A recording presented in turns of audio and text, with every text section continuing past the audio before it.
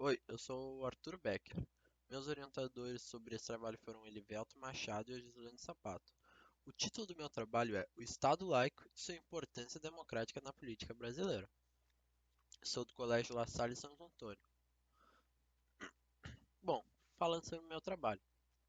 O objetivo central dele é analisar a importância do Estado laico para a democracia e a influência da religião na política brasileira.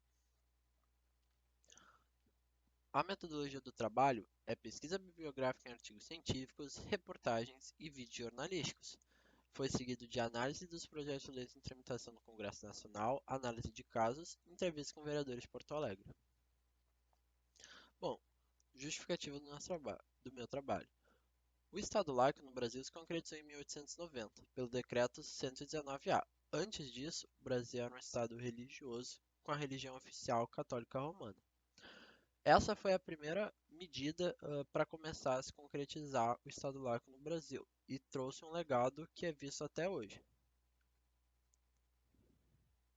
Bom, atualmente, o Estado laico é garantido na Constituição Federal de 1988, no artigo 5º, incisos 6 e 8, que fala muito mais sobre a liberdade religiosa e sobre garantir espaços de livre exercício dos cultos religiosos, que também fala muito sobre a proteção aos locais de cultos e suas liturgias, também sobre os direitos que têm as pessoas.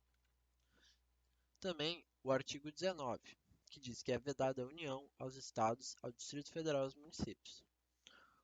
Basicamente, o que ele diz é que o Estado não deve interferir na religião e que nem a religião deve interferir no Estado. Que o Estado não pode privilegiar uma religião em detrimento da outra, que é recusar fé aos documentos públicos. Ou seja, as leis não podem ter um viés religioso. Bom, agora que a gente sabe um pouco mais sobre o que é o Estado laico no Brasil, agora saber um pouco mais sobre a teoria. Bom, um Estado laico, ele não possui nenhuma religião definida. Ele defende a liberdade de credo ou de não credo. Ele tem que respeitar a liberdade individual e coletiva e ele fortalece a democracia. O Estado laico vem do grego laicos, que significa do povo. Ou seja, a palavra Estado laico significa que é o governo do povo. Em um Estado laico, o Estado e a religião são instituições diferentes, eles são separados. No Estado laico, as ações têm que ser sem base religiosa, de forma científica e pensando no bem-estar da população. Bom, antagonizando o Estado laico, o Estado teocrático. É quando o Estado e a Igreja é uma instituição só. É quando o governo tem uma justificativa divina que possui uma religião definida. As ações desse governo têm base religiosa e ela aniquila a liberdade religiosa dos cidadãos. Vários exemplos são o Afeganistão, Arábia Saudita, Irã, Mauritânia, Paquistão e Vaticano. Teocracia vem do grego teokratia, que significa o governo divino. Bom, falando um pouco mais sobre as entrevistas que foi feita com os vereadores. Foi mandado via e-mail para os vereadores da Câmara de Porto Alegre todos os 36 perguntas, e dois retornaram, o vereador A e o vereador B. Os dois são fiéis ao que falam na entrevista na sua atuação política. Os dois se definiram como espectro político de esquerda. Foi feito com o vereador A via e-mail e o vereador B via Google Meet. Indo um pouco mais sobre o que eles disseram.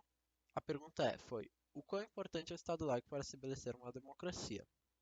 Os dois ressaltaram a importância que tem na formação de uma democracia. Mas o que importa muito mais é a resposta do vereador B, que diz que é extremamente importante para que a democracia seja plena. Misturar religião com Estado teve péssimos resultados. Não se pode trabalhar com dogmas. Trazer essa lógica para o Estado gera um problema. A política vira religiosa e deixa a ciência de lado, eliminando as partes divergentes. Em um regime teocrático não existe diversidade, e ele impõe a fé. E retoma um pouco mais do que já foi dito antes, dos pontos negativos da teocracia e do que o Estado laico pode garantir. Bom, agora uns símbolos que prejudicam o Estado laico. São símbolos presentes em instituições democráticas e que em si têm espaços laicos. Da esquerda para a direita, o Supremo Tribunal Federal, o Congresso Nacional e a Câmara Municipal de Porto Alegre. Esses são só alguns exemplos, mas tem outros. Símbolos enfraquecem o Estado laico e a liberdade. A imagem do meio, que é sobre o Congresso Nacional durante a Constituição Cidadã de 88. Ulisses Guimarães, que foi um regedor dessa carta, e logo ao fundo tem um símbolo religioso. Segundo a própria Constituição, seria vedado nas instituições ter esses símbolos, só que antagoniza, tem esses símbolos que não deveria ter. Enfraquece a formação própria do Estado laico que tem na Constituição. Falando um pouco mais sobre algumas manifestações. Bom, as manifestações que eu vou falar são manifestações antidemocráticas e anti-Estado laico. Em geral, elas queriam um governo religioso e iam de alguma forma contra a democracia. Bom, a Marcha da Família com Deus, pela Liberdade, em 64, apoiava a ascensão da ditadura militar.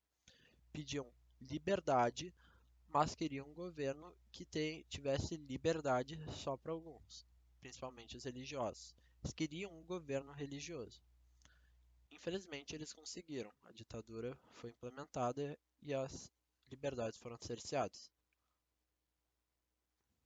Teve a sua reedição em 2014, que tinha os mesmos intuitos, e uma outra manifestação antidemocrática que foi a Marcha da Família Cristã, e que tinha muito sobre tirar, diria que era para garantir os direitos constitucionais da nossa liberdade, mas era justo o contrário.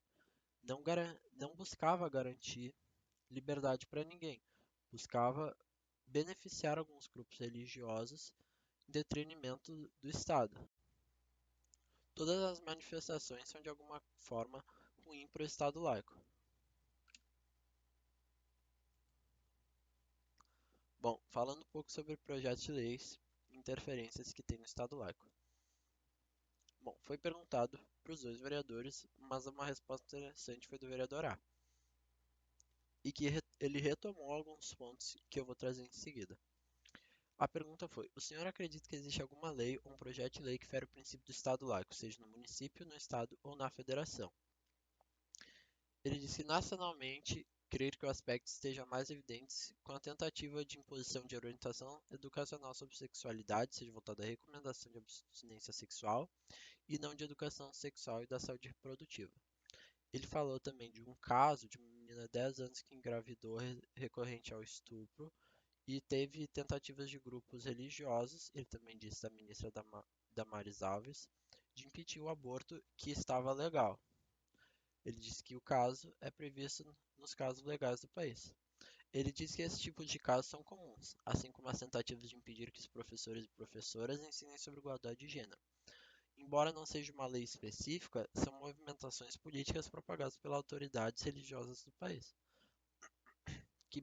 que tiram o Estado laico do principal. Falando sobre o projeto de lei ainda. Sobre o aborto, é crime contra a vida no Brasil, no Código Penal, exceto em 3 casos: quando a gravidez representa risco de vida, quando é resultado de um estupro ou quando o feto não possui cérebro. Falando sobre um caso que aconteceu no Nordeste, mais especificamente em Recife, que uma menina estuprada sofreu com manifestações de ultraconservadores e de grupos religiosos. O ministro do STF, Barroso, disse que viu fanatismo religioso, que disse que o aborto da menina teve uma interrupção legítima. Ou seja, essa manifestação ia contra o princípio do Estado laico e do que estava na lei. Bom, falando um pouco sobre a ideologia de gênero. Atualmente, tem 10 projetos de lei em tramitação que buscam proibir a ideologia de gêneros. Todos eles têm algum fundamento em uma questão religiosa. Bom, a ideologia de gênero é ligada às questões religiosas. E uma interferência do Estado sobre essas questões seria mentira, porque tecnicamente a ideologia de gênero não existe. O Dr. Drauzio Varela diz que ideologia de gênero não existe do ponto de vista científico. E a Cláudia Costin, que é uma educadora reconhecida, professora da FGV e diretora da SEIP, diz que ideologia de gênero não existe. Seria uma ideia de que as escolas estariam tentando transformar as pessoas em gays. As pessoas não viram gays. Isso também foi uma questão que o vereador A respondeu, ah, citado anteriormente. Bom, agora o vereador B. A fim já de entender um pouco mais, quais são os princípios, pontos que Porto Alegre e o Brasil em geral precisam praticar para garantir a laicidade do Estado? Ele deu uma resposta muito importante, que é aprofundar debates políticos em toda a sociedade, dentro das escolas, debate político, formação política, desde a escola saber a função dos vereadores, presidentes, senadores. O jeito que foi formada a Constituição para combater as lógicas do que querem o fim do Estado laico. Isso vem muito das manifestações antidemocráticas que também querem o fim do Estado laico e de outros no processo. Bom, concluindo o trabalho. Primeiro, lê a imagem que diz que o Estado laico é acima de tudo e democracia acima de todos. É entender que o Estado laico é importante para o nosso país para garantir as liberdades. E dizer que as interferências religiosas enfraquecem a democracia e o Estado laico, e não deveriam ter. E entender também que é importante a diversidade religiosa na política, desde que não interfira nas decisões do Estado. A religião não deve interferir na política do Estado. Bom, entender que para garantir qualquer tipo de democracia e qualquer participação popular é imprescindível a presença do Estado laico, para que as liberdades religiosas sejam garantidas para todos. Também entender que o Estado laico, junto à democracia, eles prezam pela liberdade, pelo debate e pelos respeitos, se os seus ideais forem seguidos.